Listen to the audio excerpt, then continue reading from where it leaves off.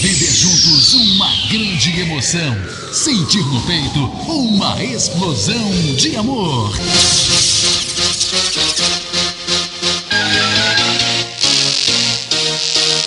Está entrando no ar, na Catedral FM. Deus é 10. Com o Padre Jordão.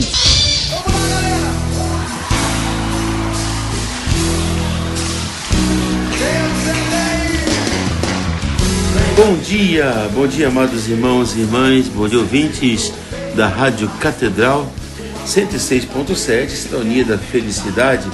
Iniciemos nosso dia caçando nossa Bíblia perdida. Caçadores da Bíblia Perdida. Mais uma vez, como temos feito nesses dias, nossa palavra de Deus hoje tem um rosto, tem uma face na figura dos nossos santos. Hoje vamos meditar a vida e o testemunho de um dos grandes pontífices da história da igreja, porque hoje celebramos São Pio V, Antônio Ghislieri. Celebramos hoje um pobre pastor que chegou a ser sumo pontífice, renovou o clero e a liturgia da missa e salvou a igreja e a Europa da invasão muçulmana na famosa Batalha de Lepanto, com auxílio da Virgem do Rosário. Seu nome é Antônio Ghislieri, ou São Pio V. Nasceu em Bosco, na Itália, no ano de 1504. Tinha de cuidar das ovelhas do campo de sua família, porque seus pais eram muito pobres. Na adolescência, uma família generosa custeou seus estudos ao ver que seu filho, também chamado Antônio, se comportava melhor desde que tinha se tornado amigo daquele menino, que era um menino santo. Assim, pôde estudar com os dominicanos e chegou a tornar-se frade dessa ordem, filhos de São Domingos de Gusmão, a ordem dos pregadores. Pouco a pouco foi designado para cargos importantes na igreja, até que o próprio Papa o nomeou bispo e, em seguida, encarregado da associação que defendia a fé na Itália. O santo percorria a pé os povoados, alertando e exortando os fiéis dos erros dos protestantes e luteranos. Estamos em plena reforma protestante. Muitas vezes quiseram matá-lo porque ele tinha uma palavra forte, e aquelas pessoas que eram contaminadas pelo erro protestante queriam matar esse homem, mas ele seguia anunciando a verdade. O Papa o nomeou cardeal e o encarregou para dirigir a igreja em defesa da reta doutrina. Quando Pio IV morreu, São Carlos Borromeu, que era sobrinho do Papa falecido, disse no conclave que o mais apropriado para sucedê-lo, seu tio, o Papa falecido, para o ministério era o cardeal Antônio Ghislieri, e por isso ele foi eleito e tomou o nome do seu antecessor, Pio V. Pio V pediu então que o que se ia gastar no banquete aos políticos e militares para sua posse fosse empregado em ajudar os pobres e enfermos. Um dia viu na rua seu antigo amigo Antônio, cuja família havia pago seus estudos, e nomeou o governador do exército pontifício. As pessoas, a saberem do acontecido e da história, admiraram ainda mais o Santo Padre ao conhecer seu humilde passado, do qual ele nunca se envergonhou. O pontífice tinha grande devoção à Eucaristia, à Virgem Maria e à recitação do Santíssimo Rosário, que recomendava a todos. Nas procissões do Santíssimo Sacramento, percorria as ruas de Roma a pé e com grande piedade e devoção.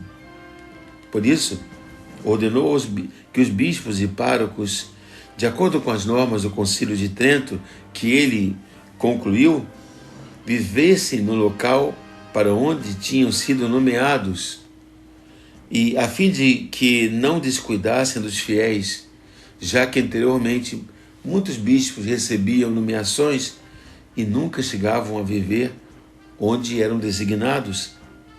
E assim, publicou o novo missal, a nova edição do breviário, ou seja, a liturgia das horas, bem como o novo catecismo, como havia determinado o Concílio de Trento. Nessa época, a Igreja passava a Europa por momentos muito difíceis. Os muçulmanos ameaçaram invadir a Europa e acabar com a fé católica, a fé cristã. Foi quando saíram da Turquia, arrasando as populações católicas e anunciando que a Basílica de São Pedro seria o estábulo para os seus cavalos. Nenhum rei queria enfrentá-los. E o Papa tomou a iniciativa, buscou a ajuda de líderes europeus e organizou um grande exército com navios. Ele pediu que todos os combatentes fossem à batalha confessando-se, tendo comungado na missa. E enquanto iam combater, o pontífice e os fiéis romanos percorriam as ruas descalços, rezando o Santíssimo Rosário.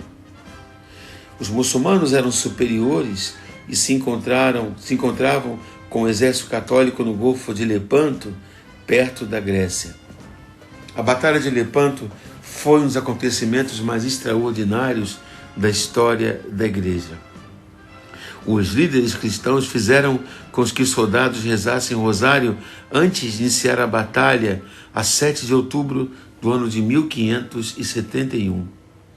A frota turco-muçulmana estava pronta para o ataque decisivo no Golfo de Lepanto. 300 navios aguardavam a ordem para bater definitivamente a Europa cristã. Às 12 horas do dia 7 de outubro de 1571, teve início uma das batalhas navais mais determinantes da história cristã. O combate começou contrário para os católicos, para os cristãos, até que de um momento para o outro mudou de direção. Soldados muçulmanos capturados depois dizem que se viu do lado muçulmano uma grande senhora, que seria a Virgem Maria. Depois de 3 horas de ferozes combates, as forças aliadas da Santa Liga, formada pelos estados pontifícios e pelos reinos católicos dos Habsburgos, da Espanha, Veneza, Gênova, cavaleiros da Ordem de Malta, comandados por Dom João da Áustria, se lançaram ao ataque e obrigaram os muçulmanos a recuar, derrotando as forças turco-otomanas. Em Roma, sem ter recebido notícias do que havia acontecido, São Pio V olhou pela janela e, iluminado por Deus, disse aos cardeais: vamos nos dedicar a dar graças a Deus e a Santíssima Virgem Maria, porque alcançamos a vitória. Mandou tocar todos os sinos da cidade eterna e, como sinal de agradecimento à Virgem Maria, instituiu a festa de Nossa Senhora do Rosário em 7 de outubro, mandando que todos os anos, nesse dia, fosse celebrada a festa da Senhora do Rosário e que nas ladainhas de Nossa Senhora fosse incluída a invocação Auxilium Christianorum, ora pro nobis. Nossa Senhora, auxílio dos cristãos, rogai por nós, algo que mais tarde foi propagado séculos depois por São João Bosco. Pio V foi um Papa reformador. Não somente a Batalha de Lepanto foi uma das páginas mais famosas ligada a essa figura desse grande Papa. Resolvido, inflexível, sua figura é recordada de modo particular pela Contra-Reforma Católica, por ter combatido a heresia protestante. No entanto, foram importantes e numerosas também suas decisões em matéria teológica, litúrgica. Como já disse, publicou como resolução do Sagrado Concílio de Trento os novos textos do Breviário, 1568, do Missal e do Catecismo Romano, em 1570, que vigorou durante 400 anos, a chamada Missa de São Pio V, que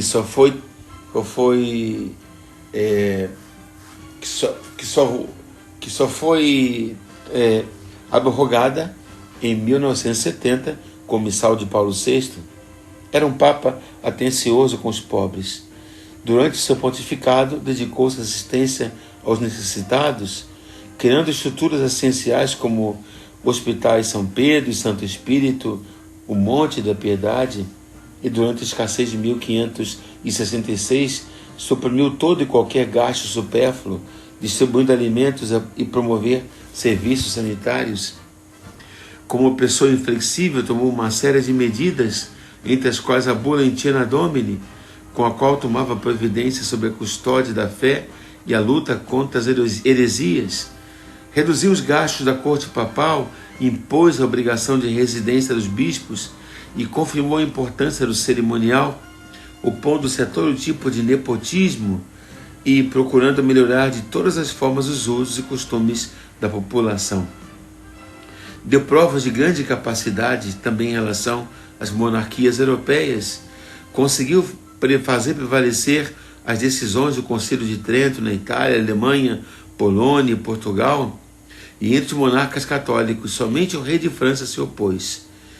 E excomungou a rainha Elizabeth I da Inglaterra, apoiando as forças católicas que lhe queriam favorecer a subida ao trono de Mary Stuart.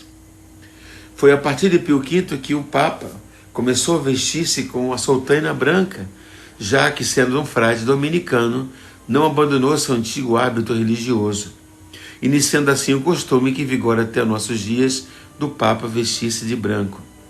Debilitado por uma longa doença, Pio V faleceu no dia 1º de maio de 1572, há 449 anos.